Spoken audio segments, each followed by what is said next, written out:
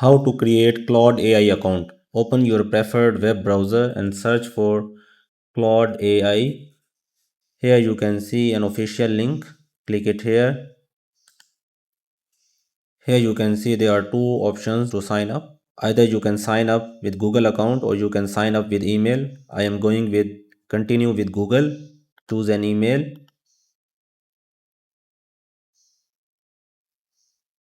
Click on continue. Check these and click on create account. Enter your phone number to get a verification code.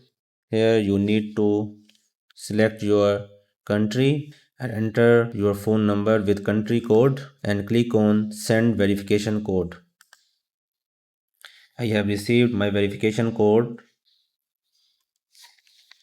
and click on verify code. Here you can choose a plan. I am going with use Claude for free. Click it here, skip and click on continue. Enter your name, click it here, setup letter.